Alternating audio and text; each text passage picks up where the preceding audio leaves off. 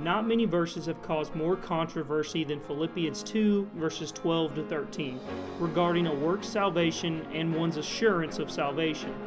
The verses state this: "Therefore, my beloved, as you have always obeyed, so now, not only as in my presence, but much more in my absence, work out your own salvation with fear and trembling, for it is God who works in you both to will and to work for his good pleasure."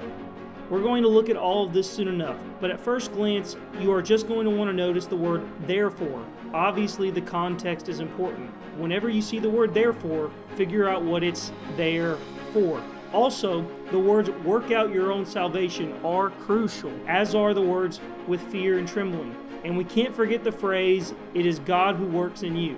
In this video, I've decided to very briefly compare two different ways this verse is taken and interpreted. I'm going to be comparing the Reformed Calvinistic perspective versus the free grace perspective. I'll be spending more time on the free grace perspective and then point out where a famous Calvinist today disagrees. The Reformed view will be a representation of John Piper's blog on this very verse. You can find it here. The free grace perspective is based on Chris Cohn's chapter in 21 Tough Questions about grace. I'd recommend you all pick up these resources and compare them for yourself. Let's jump right in. Chris Cohn breaks down these verses into 9 steps to arrive at his conclusion. First, he discusses the original languages and the translation. He says there are a couple variants in all the manuscripts, but for the most part, our translations are pretty solid. Piper would agree here. Second, deals with the background and context. Paul says the book is written to believers, especially deacons and overseers. If working out our salvation had anything to do with our position in Christ, wouldn't it be odd for Paul to single out the church leaders as the ones who need to confirm their salvation by works? Especially when Paul gives specific details about what an overseer and deacon was supposed to be in 1 Timothy 3:6. They were not to be new converts, they had some maturity in the faith. That's the main type of people Paul is referencing in the book of Philippians. As far as I can tell, Piper would agree that the book of Philippians is written to Christians. Third, moving to identify structural keys. The main structural key is the word therefore in 2:12. Therefore is an application of the previous material about Christ as the standard of humility. Again, Piper would acknowledge the context in the whole passage, the whole chapter, and the whole book. No differences here. Fourth, identify grammatical keys. From the Greek, it seems most likely work out your own salvation should be taken in the passive voice rather than the middle voice. We know this because 2:13, God is the active one working in us. Therefore, ultimately, Paul is encouraging the Philippians to submit to a process that God is accomplishing in them. On a side note, God is definitely the one who deserves all the glory, but these verses are not indicating that God is requiring necessary good works in the believer that the believer must produce to gain final entrance into heaven. If that were the case, he would have said it plainly. Yet again, it seems that the Calvinist perspective would agree with everything that was just said for the most part. Fifth, identify key words. Salvation is the key word in these verses. It simply means to be delivered from something. We are not always being delivered from hell. The context determines what we are being saved from. Like player number 1 saved the ball game. Or can a non-active, useless faith save you at the judgment seat of Christ? So in Philippians 2:12, is this a positional salvation like justification? Or is it a gradual process of being saved from worldliness, sin, kind of like our sanctification? These are two entirely different things that are separate from each other. We will determine the final meaning of this key word later.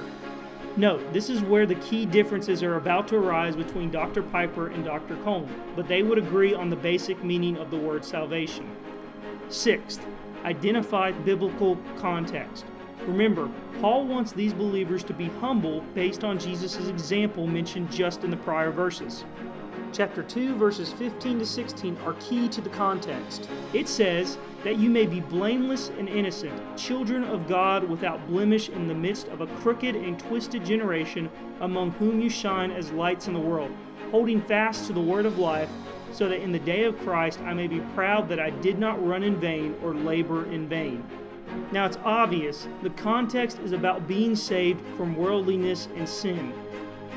The verses deal with sanctification only. It has nothing to do with our standing or position before God, justification, or final salvation. We are to work out our salvation from worldliness. This has nothing to do with working out our final stance before God or something that is necessary after justification takes place. Listen closely. In order to gain final entrance into heaven or into the presence of God, there is absolutely nothing necessary of humans in any way after that instantaneous moment of justification takes place. That seals the deal.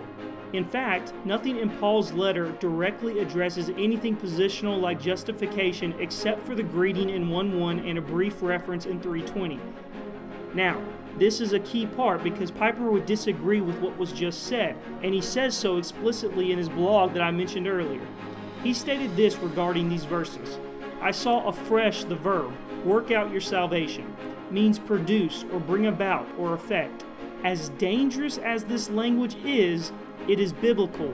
Bring about your salvation, produce your salvation, affect your salvation by continuous, sustained, strenuous effort. He goes on to say, I saw afresh that the salvation I was to work out was not only the large reality of total deliverance, but also the concrete reality of salvation from anger and salvation from self-pity and salvation from blaming and salvation from soullessness.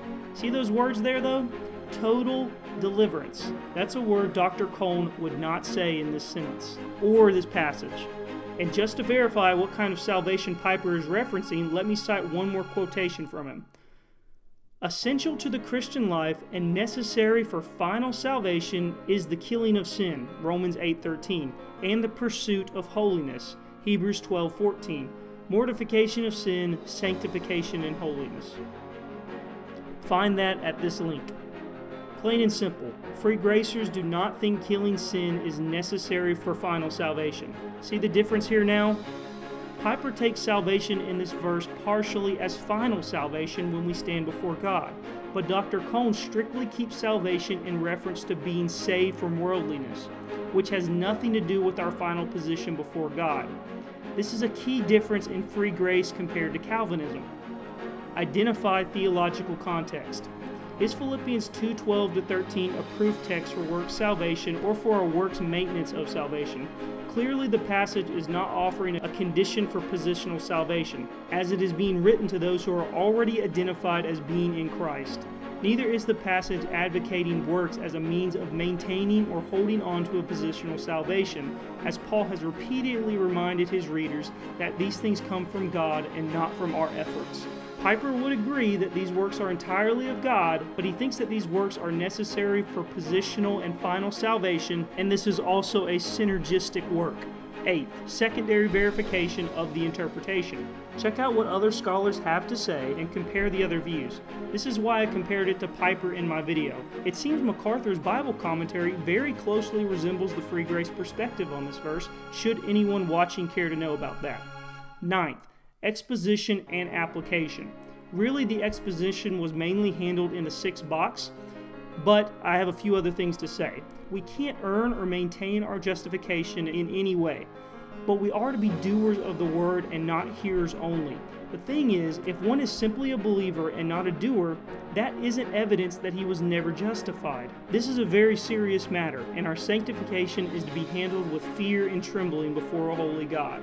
For God is the one who deserves all the glory. He ultimately is the one initiating and finishing the sanctification process for His glory. And God is right and just to be jealous of His name and of His glory. This verse is not addressing necessary evidence, maintenance, final salvation, conditions, or good works that have to be done in order to gain a final position before God in eternity. Obviously, Calvinists would disagree with this statement to some extent. I just wanted to make you aware.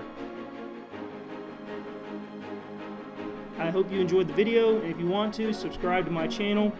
And if you want to go above and beyond and get notified when I release my next video, click the little bell button after you subscribe to my channel. It looks like this. And while you're at it, check out Dr. Cone's website called drcone.com.